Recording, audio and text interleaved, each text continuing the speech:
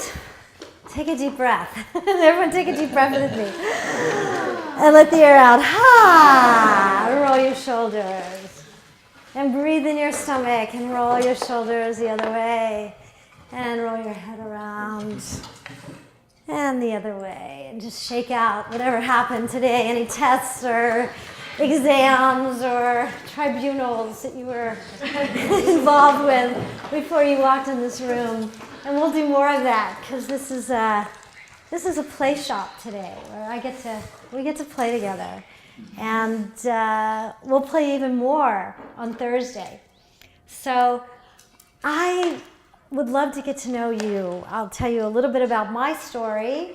But first I'd like to know what brings you to this chair, in this room, in this moment, so that we can start creating together. Did anyone get a chance? I know there was some challenges with downloading the film, but did anyone get a chance to see Autism the Musical prior? Yeah? Some did, some did. Okay, good. Oh, good. Raise your hand if you did get a chance to see it, so I'll see how many people are familiar.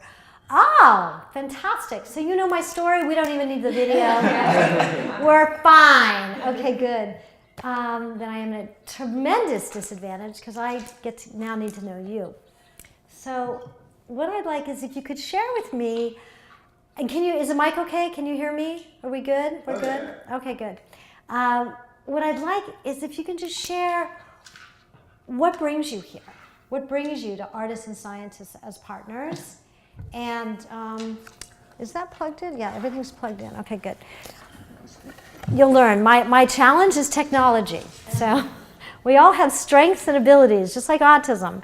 And my strength is communicating and relating to you, and my challenge is technology. So once I know that's okay, I'm regulated. But what I'd like to know is what brings you to this table? What brings you to sign up for Artists and Scientists as partners? And also, what do you want to gain from, you know me now, what would you like? What's a pressing question? And what I will attempt to do, as best I can, in the next 2 days, is to weave your question within the presentation.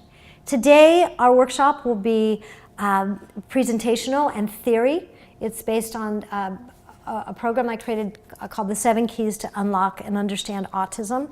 So that's what we'll be doing today, as well as some experiential workshops with the keys in mind. And then on Thursday, we'll be putting it into practice. So we'll be moving and creating together. Though I would like you to know that this is part of the creative process. So if there's any questions or things you don't understand at any time, please feel free to ask a question. It's a dynamic relationship that we're creating in the next couple days. So we're going to go around and let me get to know who you are and what brought you here and what you would like to know if there's a pressing question. Hello, I'm Eran. I am a pleni, which means I'm training to eventually become a doctor. Great. I am studying cognitive neuroscience. I'm working in the Science Lab on voluntary movement, and I'm also studying theater. So that's my art factor. And I think that, especially in medicine, we need to draw from the arts in order to ensure a better communication, a better connection with the patient, more creative decision-making, and things like that. Beautiful. And tell me about your theater background. My theater background. My mother studied theater before she became a sociologist, and from a very young age I'd go to the theater almost weekly, and in high school I started doing theater. I was Peer Gynt in Peer Gynt. I was an elder in Lysistrata. I have worked on a number of PW shows here, both in a capacity as an actor and as an acting coach. So Fabulous. And if you had one question that you would like to walk out of this room on Thursday with? Only one? Think about it. But if there's one pressing, and you can ask a lot during this. I'll think about it. Think about it. Okay, great. Yeah, fantastic. Hi, my name's Isabella. I'm concentrating in biomedical engineering. but I'm also really involved with band and salsa here on campus. And Fabulous. I've danced since I was little, and I've played instruments since I was little. So that's my art factor. And I'll be totally honest, I took this class because the TA who designed it is my best friend. Yeah, basically, I was like threatened. But no, I really love this class because I agree with Idan said that the best way to like improve in the sciences is to apply artistic principles to it, and that the arts can also learn a lot from like a scientific approach, which is like the first 2 weeks of this class was about. Fantastic. And I don't really have a pressing question either. I just like this entire topic about autism and like how we can teach children with autism is like an entirely new field of me, so I'm just like a sponge soaking everything up. Wonderful, wonderful. That's great. Well, great, Isabella. I love hearing dancers that are scientists as well. It's really exciting. In terms of, and also, what you know about autism, if there's other questions that we can answer too. So great, Isabella, yeah. Hi. Hi, my name is Matt. I'm a sophomore, concentrating in cognitive neuroscience as well. And so I consider like myself partially an artist, but also an artist hybrid. I also tap dance. I grew up tap dancing, and I kind of fell out of it like during like high school years, and I just joined Catbird here at Brown, and I'm getting back into that. And so I really learning like different approaches of discipline, science and art, and just looking at how two are very interdisciplinary. And that's been my whole goal here at Brown, to be very interdisciplinary with that research. And really, that's why I said the class. Fantastic. I don't have like any really pressing questions, but just a lot of things I would like to discuss. Really, like, Things about autism. Those are good questions. So things about the family. What else? What else? It's also like it's coming from the parent side. Also, like I feel like from at least the part that I saw, it seemed to be parents were very involved and had this energy involved as the children did. Wonderful. Fantastic. That's great, Mac. You're the tap dancer. I've heard of you. You've been bragged on.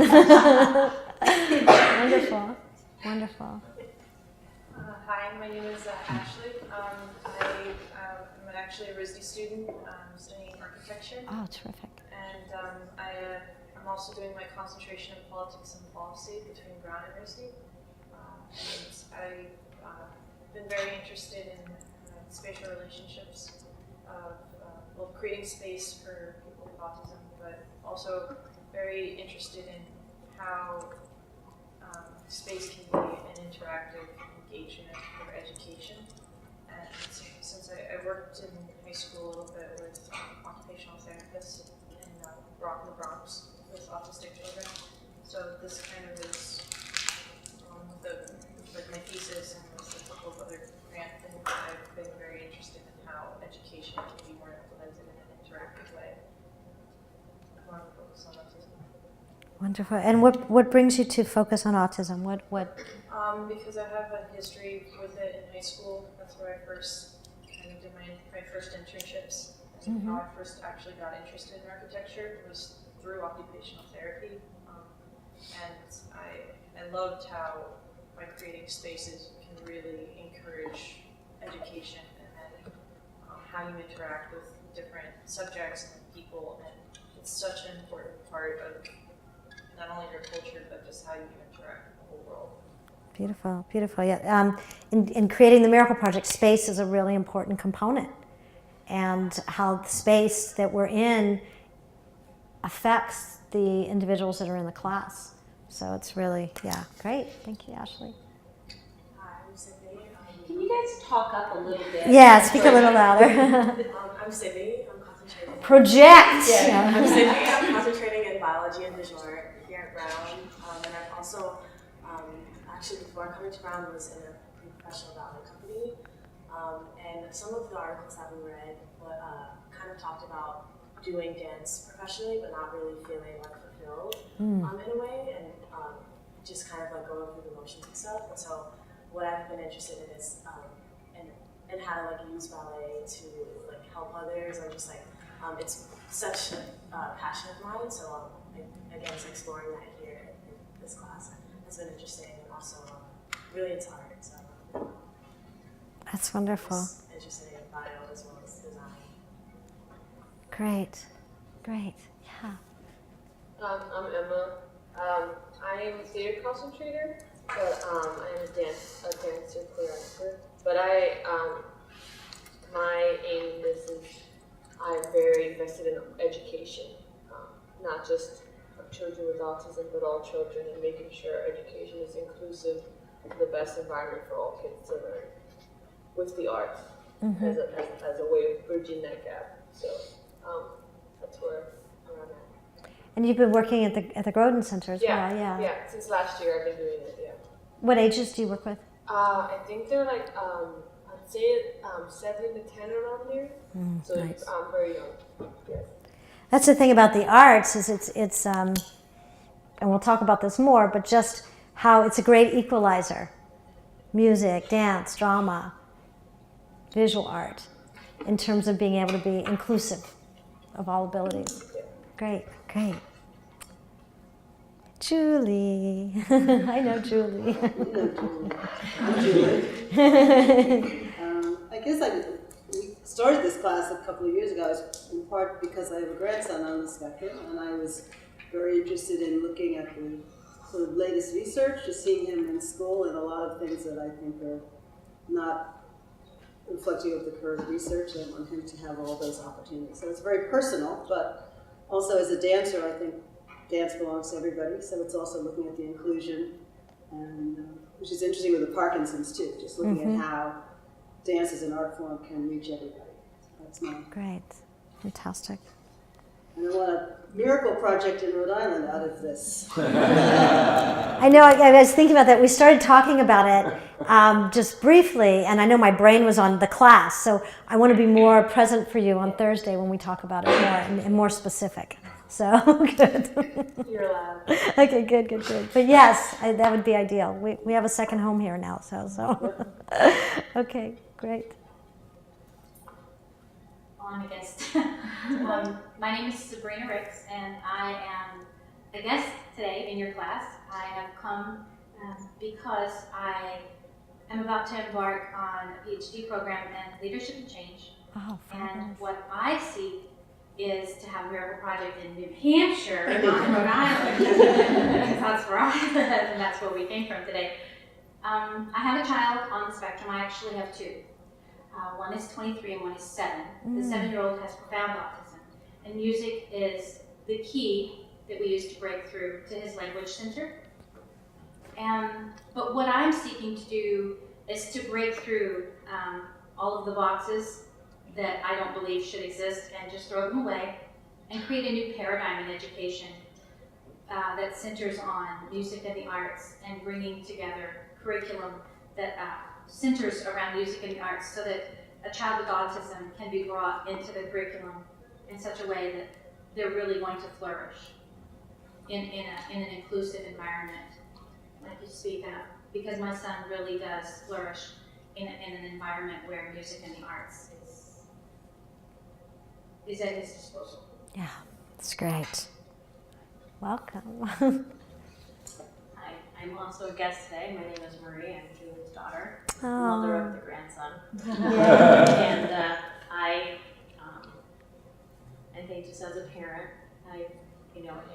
you feel like every day is a learning experience, and so I'm just eager to be here. I learn a little more from you as a fellow parent. Wonderful. What I can bring home to you. Wonderful. Such a joy to meet you. Oh, thank you. Hi, I'm Miranda. I'm a sophomore here, and I'm studying biomedical engineering and global health narrative. I'm a double comp integrator. So I really like the science side as well as the arts and the narrative perspective. I actually have been focusing on Parkinson's for the majority of my exploration with developing this class and working with Rachel and Julie. But I'm really interested in learning about how we can engage students with autism in a group setting. I mean, I know it's a lot about entering their world, but how can we do that in a more group atmosphere rather than one-on-one things that we see at the Groden Center and in a lot of these places? Fabulous. Great. Hey, Rachel. So I can't even remember, I saw your musical when I worked for a film festival before I knew you, and then Somehow I got an email 2 years ago saying this movie and this woman who was going to be at the synagogue, and it was a god-awful night of weather. I forget when it was bad weather. And I parked at the synagogue and I went to the film and I was like, oh my gosh, I've seen this movie before. I know, and I had to have some part of you because we were starting this. And it's like, Elaine has got to be a part of ASAP. So I feel very, I feel like we are connected. And For sure. I just love what you do. And my whole passion is to help people find joy in their lives through movement and the arts, however that is. And so it has been through Parkinson's, but it is clearly, I'm open and love working with children anyone on the spectrum, anyone at all. So in my dream, I think Julie kind of shares this, is to get these two populations together and to see where that can go, because I think there's just so much potential in that. So I'm just so tickled you're here again. You're our partner. Honored. And I met many of you last week. I'm very present, and I feel like I'm kind of at the crossroads here in terms of the connections and the pieces. I'm an adjunct professor at Brown, and I've been an adjunct for many years, but mostly in private practice. I'm a speech-language pathologist. Elaine and Jeff and I developed this wonderful friendship. We just met over a table at a conference in Vancouver many years ago, and then everything's just taken off from there. And then meeting Rachel and Julie and all these other connections. So I just feel like I'm kind of staying there. Okay, there's the Brown piece, okay, there's the West Coast piece, and then the autism piece, which has been, my life and career to, getting to know people with autism, getting to know families intimately, and having the privilege to be able to focus on what we call our life's work for so many years. And so, thank you all. All paths lead to Barry Prezant. I'm Jeff Reimer. I'm the husband piece. And buddy piece.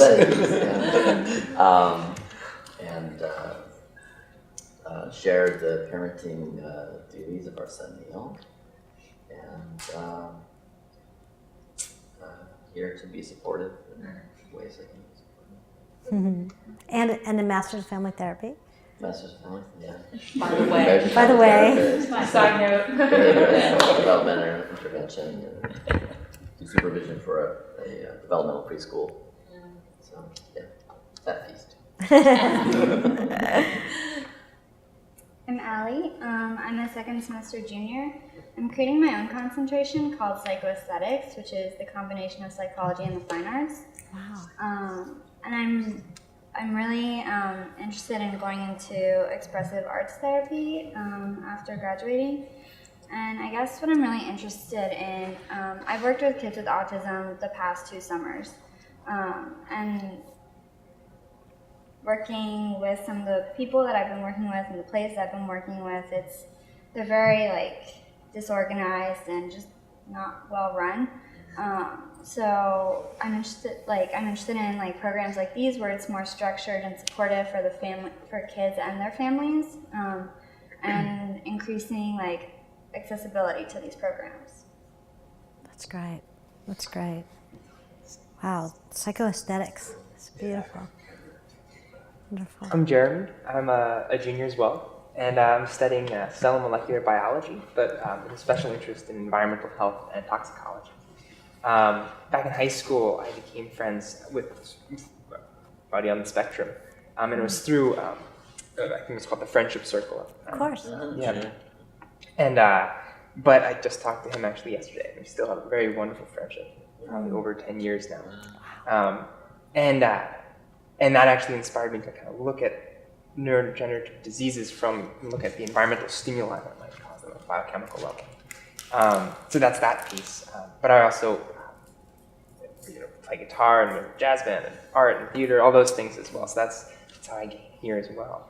But I'm really interested in the family component, actually.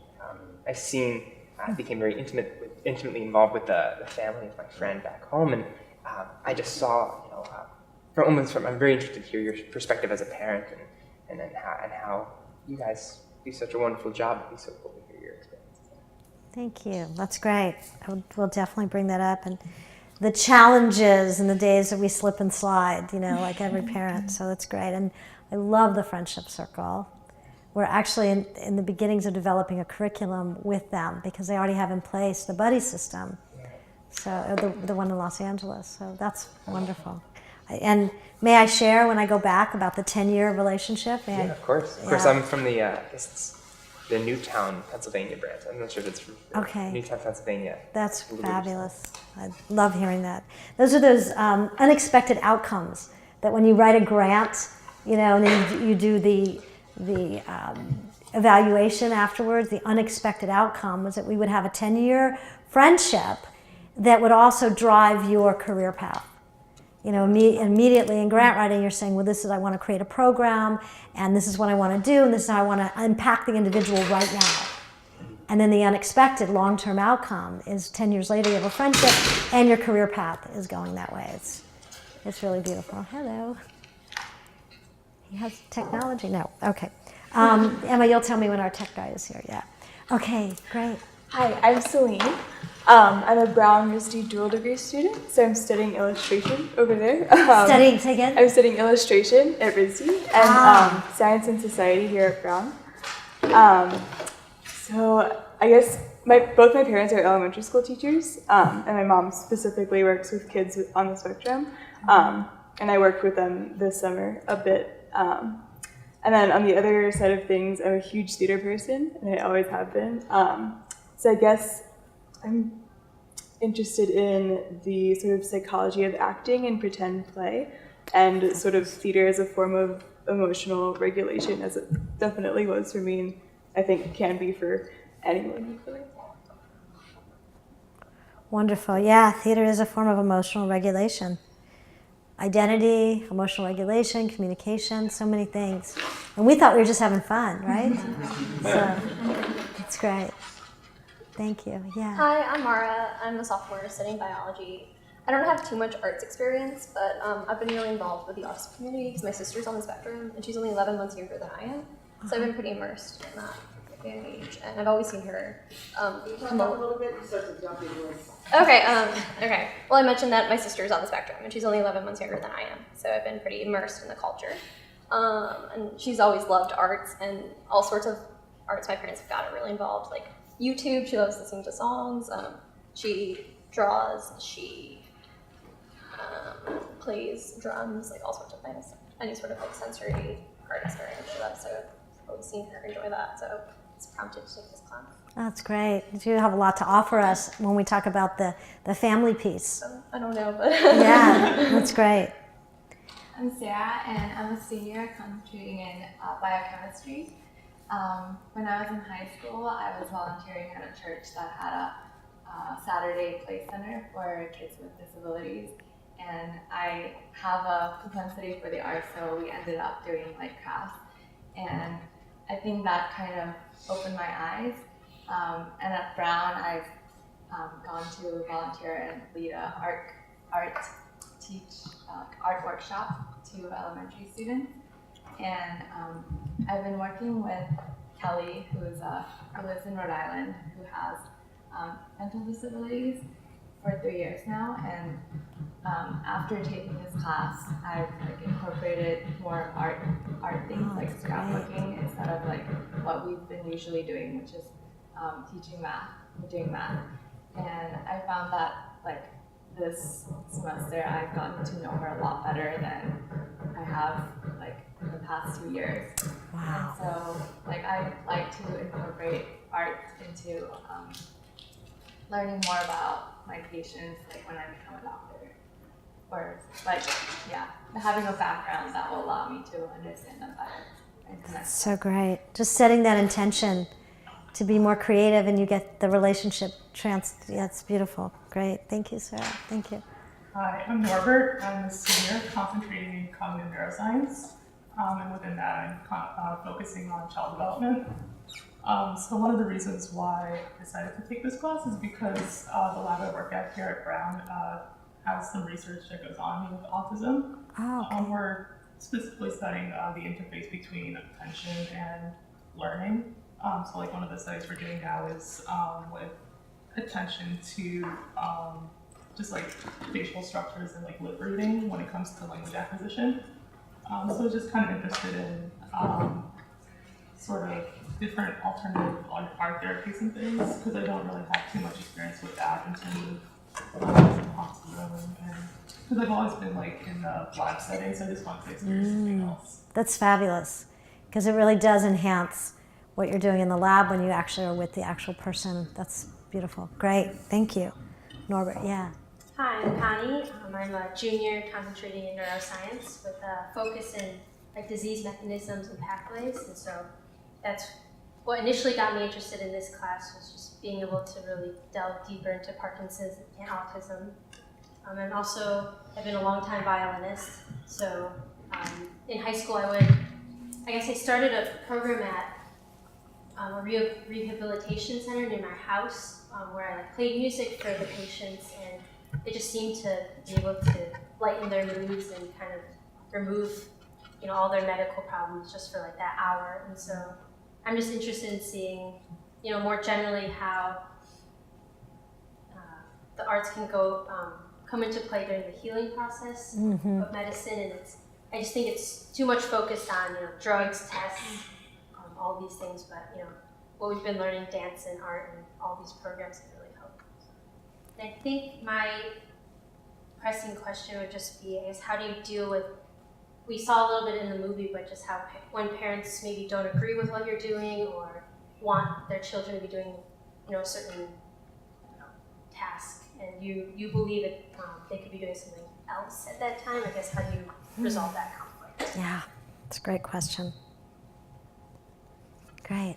Hi, I'm Anne. I'm a senior. I'm studying comparative literature here at Brown. So I really haven't taken any science classes here, so I love this class because I get to have a lot of dialogues with people that do study science, and I just love arts and the power of the humanities to get in touch with your emotions and express yourself and communicate with other people, and just generally promote empathy between humans. So I'm really interested also in education after I graduate here. So that's my perspective. So I was wondering if you could just talk about empathy. We talked about a lot in class, and what even is empathy, and how are we measuring what's normal, and how could that even be measured, and how that happens in classes and curriculums. That's great. That's great. Actually, we were part of a National Endowment for the Arts study this summer, and one of the attributes they were looking for is empathy. And we'll talk a little bit in here about how autism empathy reveals itself very differently than traditional empathy may look. And I know Barry's SERTS model and observational model can also answer that, in those ways too. But that's a great question. Yeah. Hi, I'm Allison. I'm a senior studying bio with a focus in biotechnology and immunology. I also love visual art, but just really didn't have time to do that with bio. I've been a counselor for a bunch of years at the Blake Camp. I work with kids a lot, and I really want to become a pediatrician, so I really just wanted to. I thought this was also just a great way to bridge art and science, because I've always said that I'm an artist and a scientist, and thought about maybe doing prosthetics, combining art and science. Yeah. So the title is really cool. Great, great. And questions about autism? Any questions about autism? Well, after watching the movie, I thought it was really interesting to focus on the families, and just especially when you saw the parents that went through the divorce, and then Adam's mom, who had such issues, wasn't putting the child and stuff like that. And I just wanted to talk maybe just more how the focus on the family and how it affects the family. Fantastic. Great, great. Hi, I'm Natalie. I am a junior studying contemplative studies. I worked for 4 years as a behavior model in a peer-led behavior group therapy for kids and teens with Asperger's, as it was called at the time. And simultaneously, I didn't grow up in a very artsy family, but my best friend in high school blackmailed me into trying out for the musical with her, and I fell in love with it and have been performing kind of ever since, and can honestly say it's changed my life and the way I see myself, what I think I can do.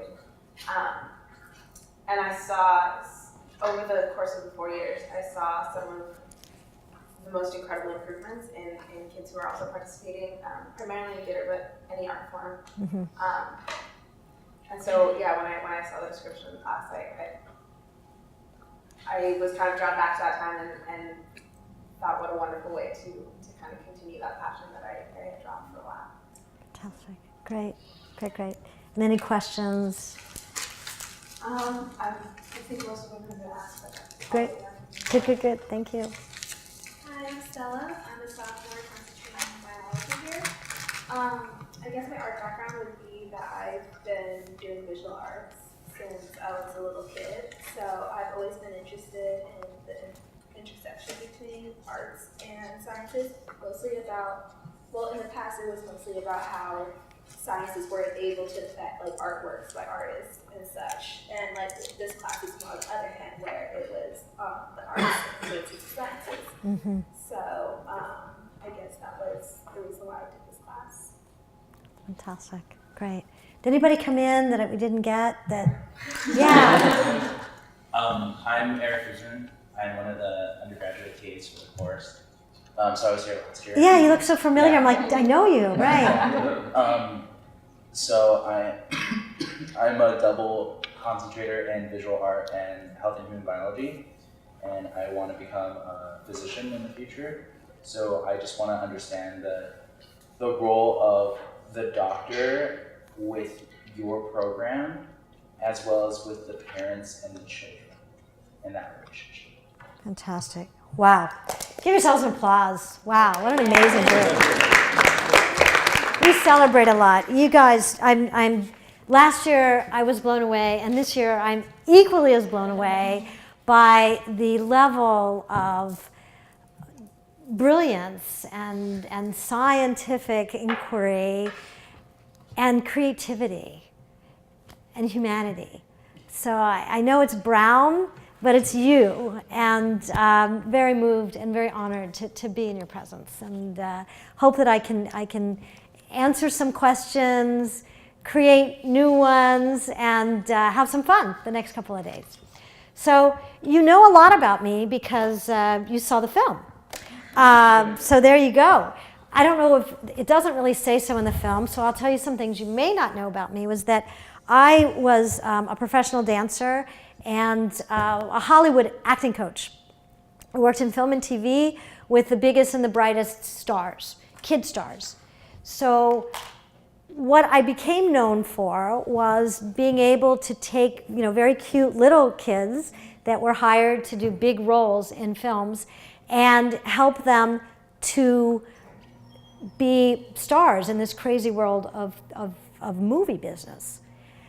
That was my training ground for autism, because those same types of things of joining the child at their level, finding out how the child is perceiving the world in a very strange environment. I don't know if any of you have been on a movie set, but you've seen enough pictures of the strange sounds and expectations, and how do you come from that child's point of view to be able to get this child to star in a major motion picture. So a lot of what I've learned, I learned first by trial and error, working in the film industry, and then from my own son and from my own personal journey. What I'd like to share with you today is that journey interspersed with a curriculum that I developed called the 7 Keys to Unlock and Understand Autism. You ready to go on the journey? Yeah? Okay. And that being said, all of this is in the book. Little advertisement, 7 Keys to Unlock Autism. What is autism? We already know that. All of you have been studying autism, and so we'll talk real quickly about what autism is not. Right? Autism, it's not a behavioral disorder, it's not bad parenting, it's not bad education, and it's not psychological disorder. One of these things that some parents carry around with them is, I'm not misbehaving, I have autism, please be understanding. Today, it's a lot easier because there are big billboards about autism. There are classes in major universities like Brown that show autism. When my son was diagnosed 17 and a half years ago, we didn't have that. And there was a lot of learning I had to do. And this is what I learned. And I learned from luminaries like Barry Prezant. What he doesn't tell in his hub of relationships is when I was a newbie and my son was first diagnosed, I heard of Dr. Barry Prezant and the work that he was doing in speech and language. So I emailed him, thinking I'd never, ever hear from him again. And he emailed me answers to my questions and saying, if you want more information, guiding me to resources. Now, I say that not just to embarrass Barry, but I say that because all of you are going to be professionals. You are going to be the people that these parents look to, look up to, need. And it's that touch, it's that personal touch that's going to make that parent feel supported and changed in the way that they can be with their child. So this is what I learned. I traveled all around the United States, learning from everyone I could possibly learn from. And I learned that autism is a neurological difference. It's a disorganization that affects the way the brain processes information. And my neuroscientists, one day, you're going to tell us exactly what's going on. Today, we don't know exactly. We've got a lot of hunches. It also affects sensory processing, motor planning, and sequencing. It impacts expression, speech and language, socialization, and a number of other things. But these are the areas that I learned to be able to help my son in the way that I could. Mostly, I learned that attitudes are the real disability. And that's what we can all change on a daily basis. It takes a second to change our attitude in the way that we perceive someone. The other thing, and I learned this from Barry, is that all behavior is communication. All behavior is communication. You mean, Elaine, when your son throws books off of a table and starts screaming, he's communicating something? Absolutely. And it's our job to listen to that. It's our job. I also learn and know that autism is a spectrum, that there are some people who are severely challenged and impacted with their autism, and others who are mildly impacted. Because of that, there's no one size fits all. There's no one therapy. There's no one approach. There's no one methodology that is going to be able to impact that child. But what I do know is that there's only one constant. And even though no one size fits all, what is that constant? What is that constant? Yeah, it's you. It's you. It's your relationship with that child. That's the only constant. No matter what modality, no matter what therapy, no matter what you're studying or testing, you are the most important person. You are the most important impact. Barry and I were inspired by a weekend workshop this past weekend where it was a rabbi speaking about relationship. And what he talked about was how relationship, it's not just the giver and the receiver, it's what happens. That giving and receiving then changes, causes change, and that impacts more change. So then the receiver becomes the giver, and the giver becomes the receiver. And those of you who have played with, been with those who have a disability, you know how you have been changed. And that change then goes and changes others. So you are the only constant. The other things that I know are constants, whoops, as I said, technology, come back, that many families, the things that are constant, experience isolation. We're often quite alone with our autism.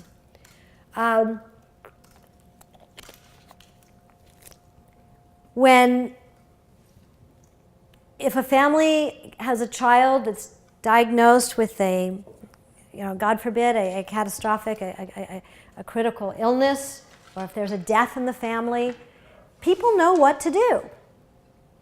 There are there are phone calls that people make, and to be able to get food delivered to the house. Everybody rallies. There's support systems. Often when a parent gets the diagnosis of autism, people flee. I've had one mom tell me that when she had a friend over for coffee and cake, brownies, and the friend was eating the brownies, and then she said, "Oh, my son Joseph made the brownies." The woman literally spit it out. There is such a sense of fear around autism. And that is one of the things that drives me to continue presenting, to meet students like you, to travel, to share, to create the Miracle Project, is to counter that sense of isolation. There's another piece that kids with autism are almost always in therapy. They're always having to work on what's not working. Yeah? And their siblings, and is it Mara? Yeah. Mara can tell us even much more than I can, that the sibling may be going to art class, music class, dance class, while the student, the child with special needs, is working on their problems, right? Our kids with autism have to hold it together in the real world. They have to go to a school 5 days a week, 6 hours a day, and keep it together.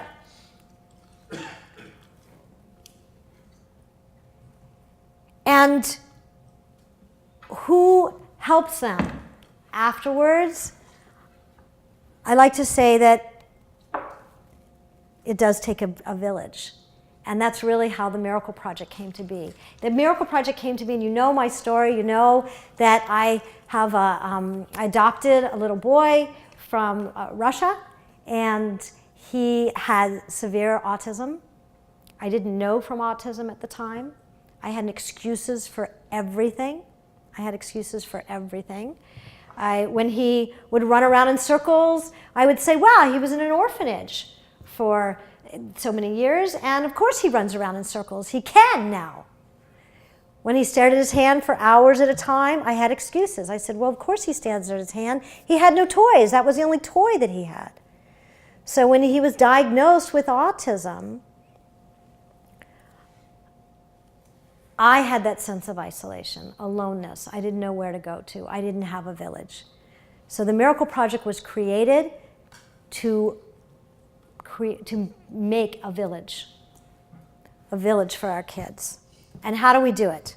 Well, we train staff and volunteers.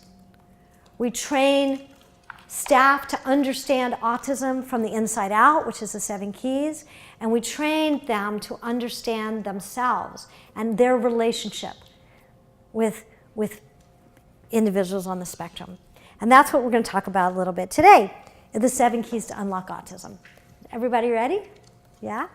Yeah. So the 7 keys. We talked about this a little bit earlier on, how it begins with you. It all begins with you. And you may ask me, why? Yes, you. Yes, you. And what if I told you that if I got off and I left the room and Barry didn't come back here, that you have every single thing you need to be able to work and be successful with individuals of autism right inside you all the time? Like, Elaine, what? Yes. What I would like to do today is just to help you rediscover that, because you already have it inside of you. And so my task is just to help us rediscover that. Like Dorothy. Why artists and autism? I like to say that creative types, it's not like you have to learn to think outside the box. Many times you don't even know there is a box. And individuals with autism are very similar in that way. I think there's a fine line between artism and autism. If you think about it, a juggler has to stay for hours and hours and hours juggling to try to get so the balls don't fall on the ground. One may say he's perseverating on those balls. Yeah? When he's mastering that. So I found that my students, my son with autism, is mastering his environment, mastering how he makes sense of the world by having preferred interests. And we'll talk more and more about that as we go on. The most famous person in autism today, Temple Grandin. One of the things she said is, I cannot emphasize enough the importance of a good teacher. The arts saved her life. And I'm not sure how many of you are familiar with Temple Grandin's story. Yeah? Yeah? I've been very fortunate to have met Temple through Barry, but even more so to become very dear friends with her mother, Eustacia Cutler. Have you seen the film Temple Grandin? Yeah. Yeah, it's part of the curriculum course. So Eustacia Cutler was played, it was portrayed in the film, and Eustacia wanted her daughter to have very good manners and to be a part of society, and of course that really wasn't what was happening. And the arts were the key. The arts were what helped Temple feel competent, confident, and also to be a part of. So we're going to jump right into setting an intention and how intentions are different than goals. So I'd like to ask you, if you would, to just put down your papers for a second, and we're going to do some different exercises. Whatever you would like to do with me, please participate. Whatever feels uncomfortable, don't worry about it. Don't do. Take what you like, leave the rest. So with those of you who would care to participate, we're going to do a little bit of a guided meditation and just get into our own selves for a second. I'm from California. That's the kind of things we do there. No. Okay. All right, so if you care to plant your feet and get a sense of the way your feet are feeling on the ground, and maybe rock back and forth, plant your feet, and maybe feel like the front of your feet and your heels, and maybe even put some pressure into the ground to feel the way your feet are touching the ground. And get a sense of your ankles, your calves, your knees, your thighs, the way your sits bones are in the chair. Get a sense of the back of your body, your spine, neck, shoulders, arms, elbows, your wrists, palm of your hand, the back of your hand. Get a sense of your neck and shoulders and the way that your head is gently resting on your spine. And just feel the way your body feels in the chair. Get a sense of the front of your body, your stomach, chest, neck, throat, your mouth, teeth, eyes. What do you see inside your vision? Feel the way the air feels on your body. And take a deep breath in and let the air out. And just tune into yourself. You've come from lots of places and spaces to be right in this moment. And take another deep breath in and let the air out.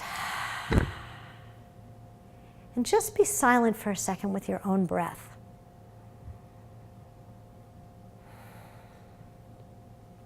And if you care to, visualize a golden light from the top of your head going all the way down your spine and connecting you from high to low, filling your whole body up with a radiant light, a calming light.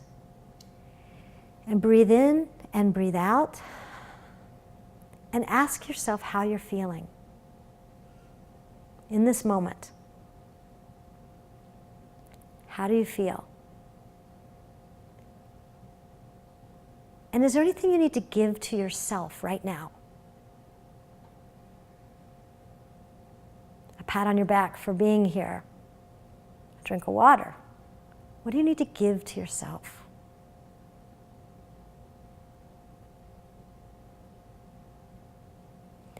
And now set your intention for the rest of the workshop. An intention is different than a goal. An intention is how do you want to show up. Set your intention for the workshop. How do you want to show up? Curious, playful, happy?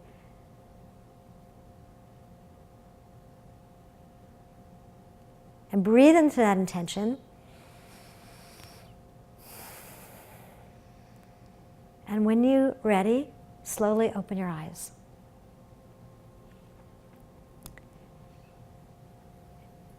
Anybody want to comment on how that felt, what that was like for them?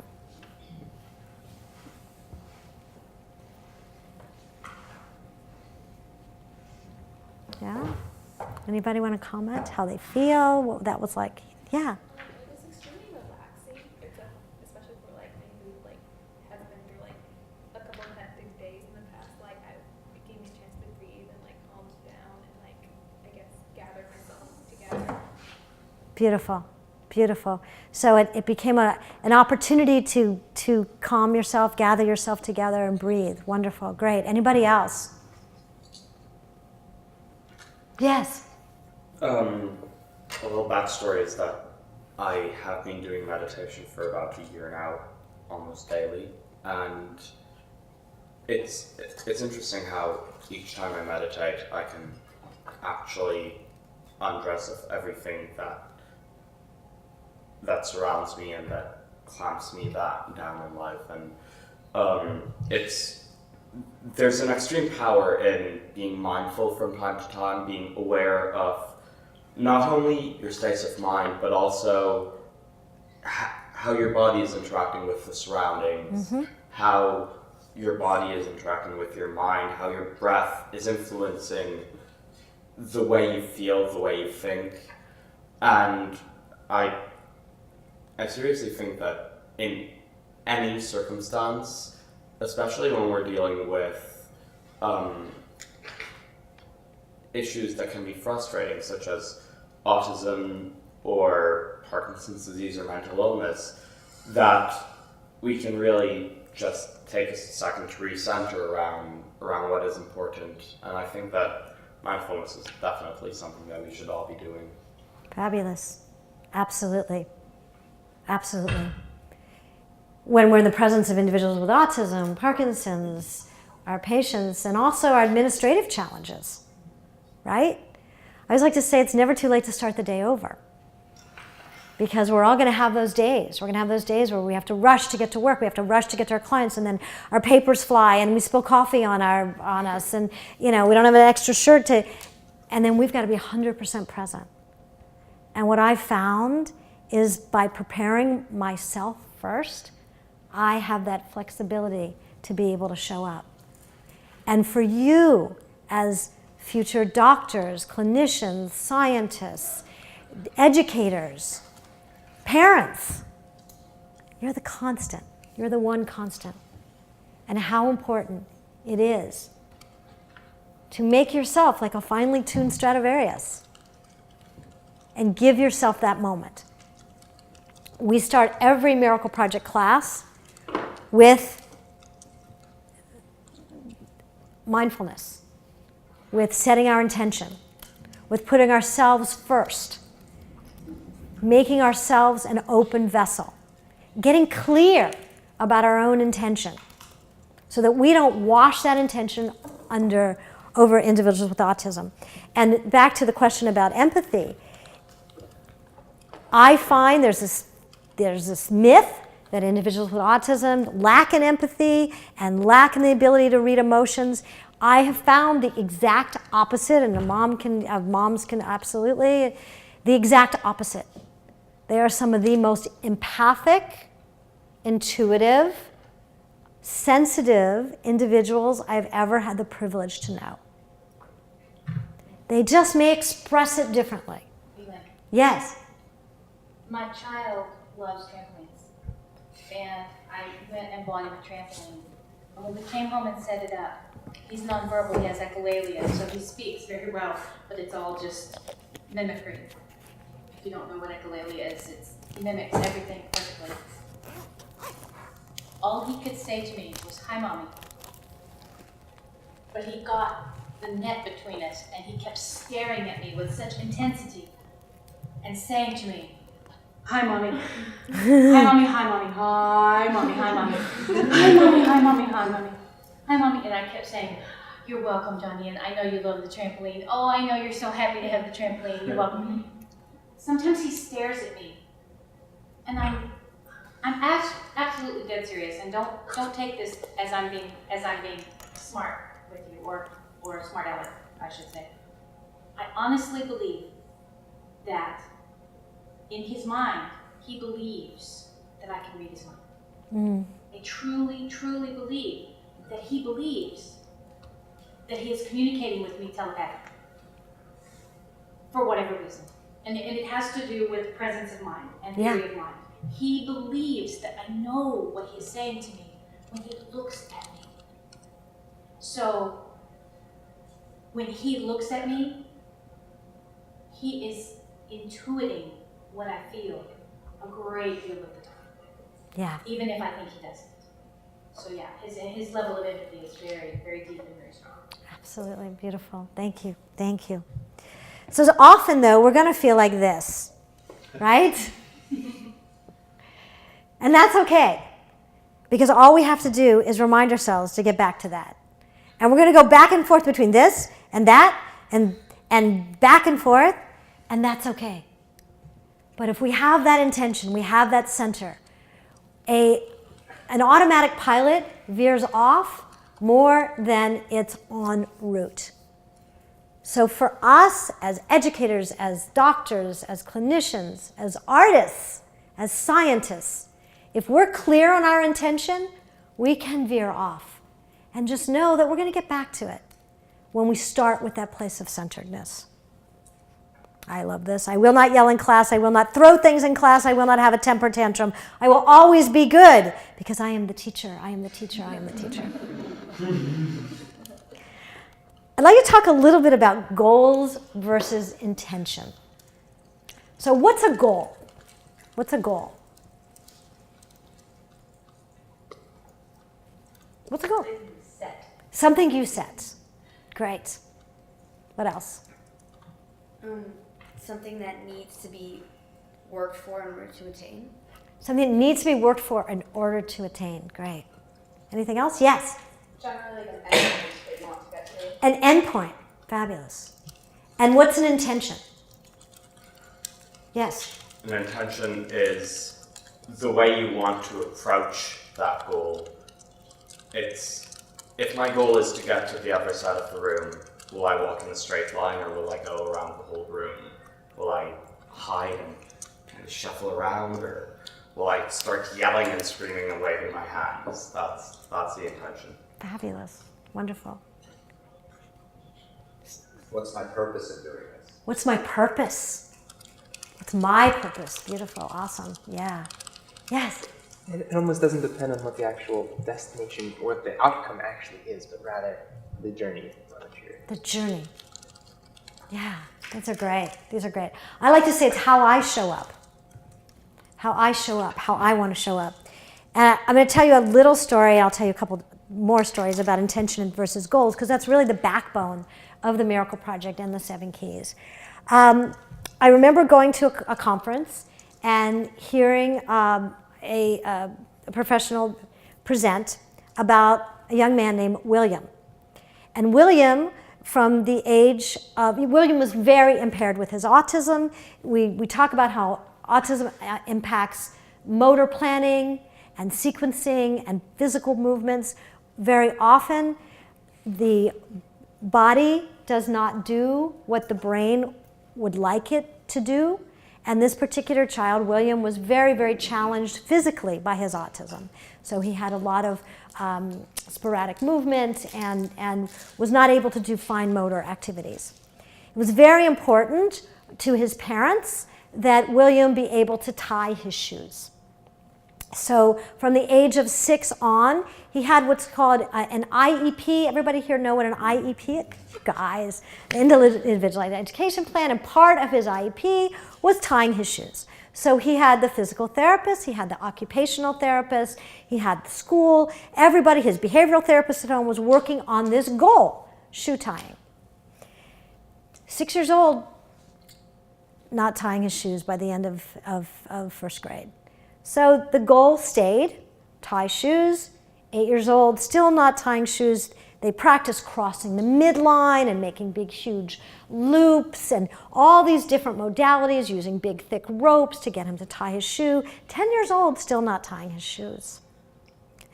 When William would become more and more frustrated, and flapping and hiding and screaming, so then they started working on frustration tolerance about tying shoes. You guys see where I'm going. So they really were, the tying the shoe was very important, but also became very, very important. How to deal with frustration. And there was all kinds of behavioral plans put in place to help William with frustration, especially around shoe tying. Cut to, he's probably 12, maybe 13 years old, and finally he was able to take the bow and lace it, take the lace and put it through the hole, and take another lace and put it through the hole, and draw it around, and slowly, meticulously, he made a bow in his shoes. His parents were crying. His therapists were applauding. A couple years later, William learned how to type to communicate, and is able to type to his speech therapist that was one of the worst days of his life. Why in the world didn't his parents just get Velcro? The goal was so much more important than the relationship, than the intention. Teaching frustration tolerance when he was trying to communicate. What did we say? All behavior is communication. Nobody was listening to him all those years. So you may be the one person whose intention is simply to show up and be with that individual and listen to that person and ask, how important is it for this child to tie their shoes? And you can take that into so many other levels with goals versus intention. I'll share another story about the Miracle Project. You've all seen the film, so you know that we end up putting on a live musical written and created by the kids. If I came in to class on day one and said, here's your script, here's your music, here's where you're going to stand, here's your choreography, what would happen? Who knows? But what I do know is that by making the relationship, it's true, who knows? But by making the relationship the most important thing, a show evolves. Now you've got me wondering. Because that could be done through a relationship way. And actually, that's a sidebar, which I can talk to you about, with our kids who've been with us for a long time. We do that now. So I just want to invite you to take that second. When we did that visualization, it took less than a minute to give yourself that gift of that on a daily basis. When you are the busiest and you feel you have no time, that's when you need it the most. It's like saying, I'm just too thirsty to get a drink of water. When you feel the most disconnected, harried, over moms, over stressed, that's the moment where you know you need it the most. And to set your intention, how do you want to show up with your clients, with your students, with your friends? Curious, playful, interested. And what is important? How important is it? What's our time like in terms of... We have about 8 minutes before we usually take a little break. That's perfect. No, that's so perfect. Because I want to jump into key 2, and we'll do key 3 after the break. So actually, we're right on time. Go figure. See, there you go. Intention, and then the goal reveals itself. We may go like a few minutes past. All right. acceptance. And this is also acceptance and appreciation. If we can see autism as a different way of being and accept and appreciate the differences. So, again, we start with ourselves. How do we start with ourselves? I like to think that acceptance and appreciation starts with ourselves first. So if you care to, if you could just type or write 3, see, us older people are writing and artists are still writing, you know, it's diverse, right? So if you could write down 3 things that you are really, really challenged with. 3 things that you are challenged with yourself. 3 things.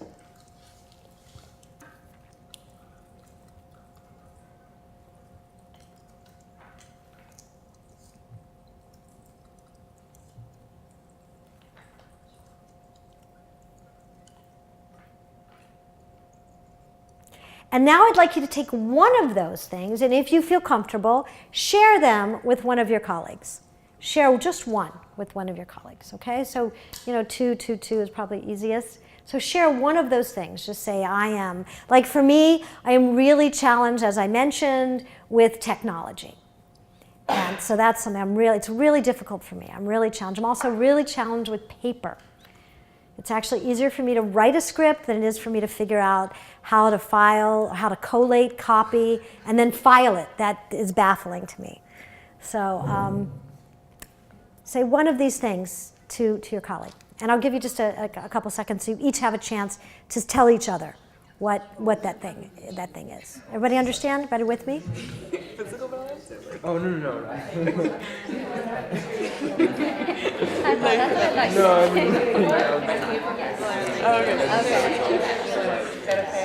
Spelling each other.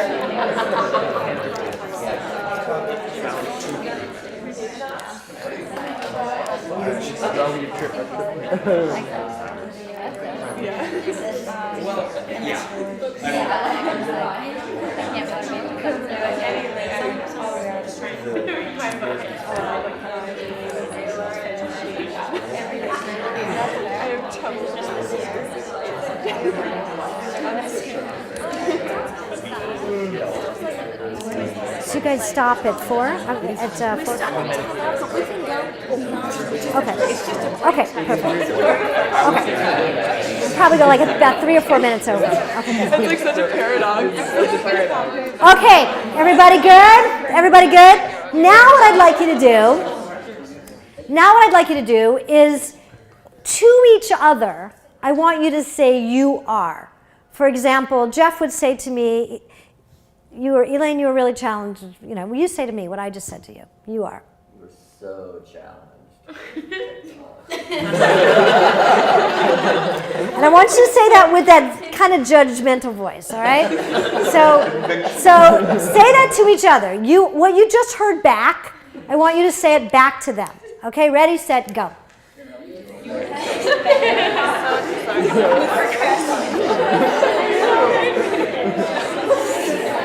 are not good.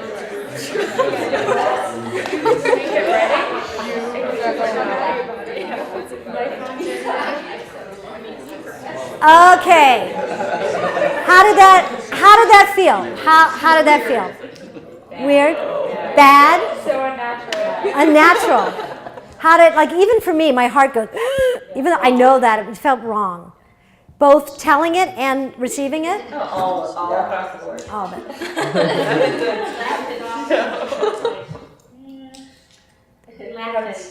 We laugh at each other because you don't want to kind of, yeah. Great. Yeah? I really got sarcastic with it. I'm not even noticing. I'm just thinking about that. Wow, that's great. Great self-awareness, though. Great self-awareness. You know what? I mean, I was saying it to Miranda smiling. I think if you force someone to say it, I was smiling. You know, I don't know if it's possible, but that made it possible for me to say it. So, but this is really important because how many times a day do you think that our students, our friends with autism, hear what's wrong with them, even said with a smile? Yeah. Right? How many times a day do you think that they hear it? 5 times a day? No, much more. More than 5? Raise your hand. Yeah. Elaine, I can't cite the reference, but there actually was a study from the 80s where they looked at teachers' language to kids with autism. And 70 to 80% of the time it was reprimands, it was corrections, and only 20% of the time it was anything neutral or positive. We had someone, Jill, who came in who was what's this, AP, but for special needs. I mean, what adaptive ed. Yeah. One of her paras was, talking down, and complaining about this. And she said, "We are the teachers. We are not supposed to go there." And that was, but it did sound like it was unusual, which was really exciting to hear that. And that she doesn't usually hear that, but that's great. Yeah. So those of you who received that information, that was all of us, you knew that about yourself, right? But how did it feel to hear someone else say it? Uncomfortable. Now, don't you think my son Neil knows that he can't talk? And when there's professionals talking about him as if he's not there, he's not talking, he needs to work on this, how would we feel if Jeff and Barry were saying, boy, Elaine and her technology, and I'm standing right there. I'm standing right there. What if you were the one professional that talks with the person, the individual? If you are that doctor that directs your questions and your intention to your patient. Yes? I just wanted to add too that sometimes it's a little even more insidious when, even if your intention is to be very helpful, you come in with this intention, I'm going to be helpful, and a child is learning or he's trying to eat a meal, and the help that, if you come in and you help them, let's say physically help them in a way, sometimes you might be giving them the message that I don't have confidence in your ability. Right. And that's a very unintentional result, but it's important to kind of keep that in mind too, about what is that intention really what the intention is? If your intention really is to help, then maybe not helping in that particular situation. Yeah, it's true, and it's similar to what Rachel was saying, even with a smile on your face. Right. So I want to jump to, how many times a day do you tell yourself that thing and beat yourself up for that thing? More than once a day? Anybody more than once a day? Raise your hand. 5 times a day? Yeah. So, we talked about how the 7 keys are not about the person that you're being with, it's about ourselves. So I want to invite you to just be aware of how often are we judging ourselves? How often are we finding out what's wrong with us? Yeah? To have that awareness is part of key 2. The next part, I want you to think about 3 things where you rock, where you are really, really strong in. Sciences in this room. There's 3 things you feel very comfortable, very confident.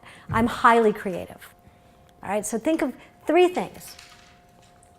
And share one of them with your colleague and do the exact same exercise. 3 things that you're really great at.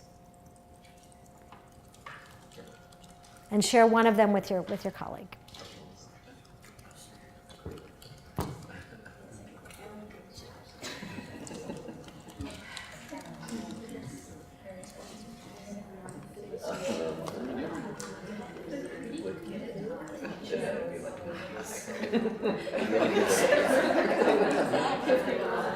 Just one with each, so each person gets a chance.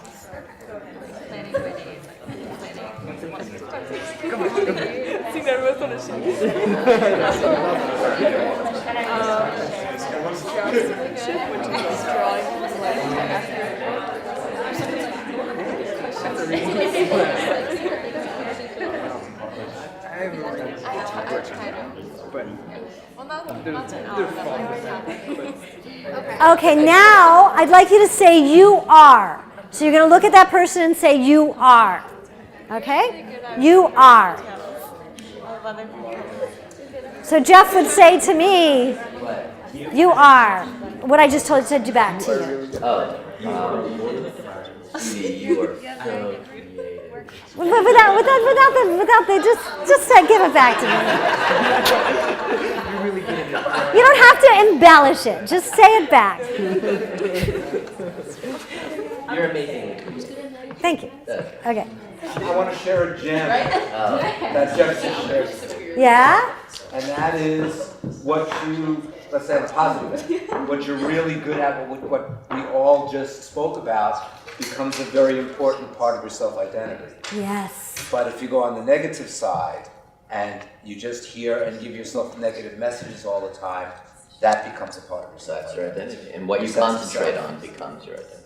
Whatever you, what you plant and water grows. Right. Absolutely. Absolutely. And the whole idea of identity. So how did it feel this time to hear back? I didn't get to hear it yet. Oh, say it back to each other. Say it back to each other. Go, go, go. Say it back. Go, go, go. Say it back to each other. Yeah, yeah. Say it back. Say it back. Tell each other what you're good at. What they just said to you. Yeah? All right. So good. How did that feel?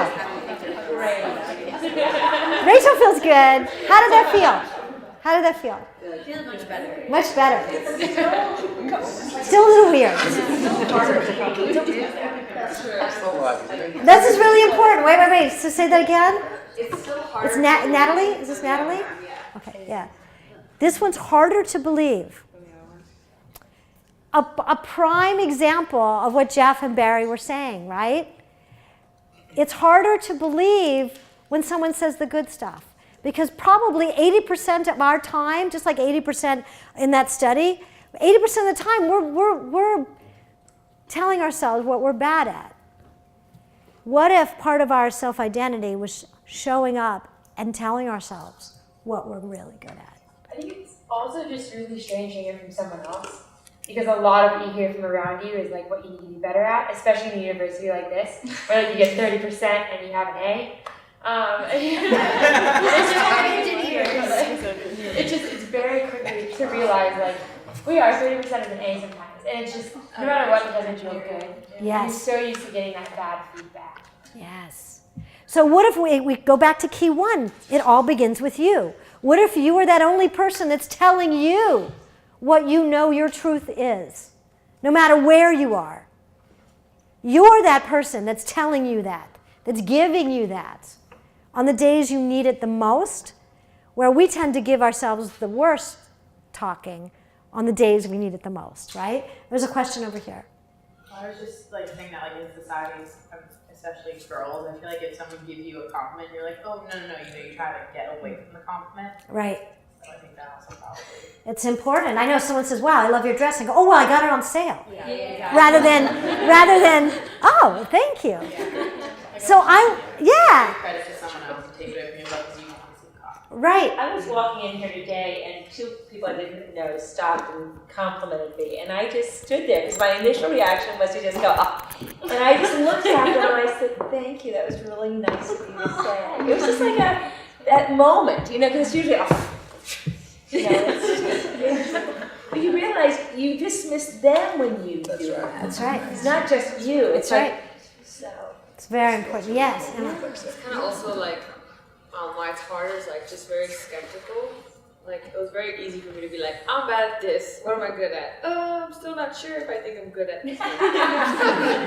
And then like the same thing with when she says like if someone says, oh like that was really great, I like what you did. I'm like, yeah, but I was like so this and that and blah blah. I can't just like be like accepting of it. Yeah. So I want to invite you. I want to invite you to be that person to you, and to be that person for your clients and your children and the students that you see. To see that. We're going to do one more thing and then we're going to take a break. All right. I want you to forget what you're good at. I want you to forget what you're bad at. And if we could go back to that place where we started, planting your feet on the ground. If you care to close your eyes and take a deep breath in and let the air out. And allow yourself to just be, neither what you're good or bad at. And see yourself at the youngest age that you can imagine. 3 years old, baby, 7 years old, whatever it is. You can see yourself. And allow yourself to walk in the room, yourself as your age today,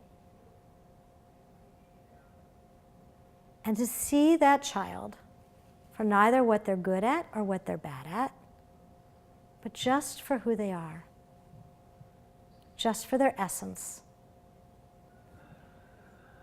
just for their being.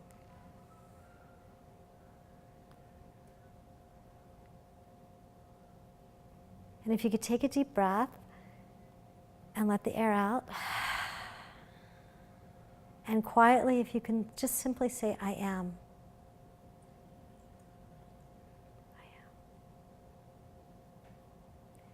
And if you care to slowly open your eyes and allow yourself to be in that I amness.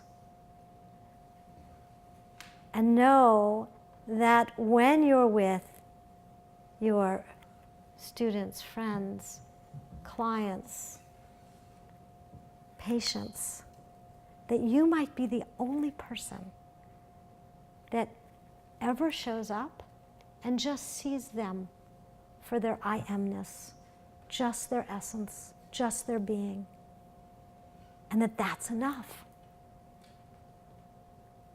So we're going to take a break on that point. Thank you.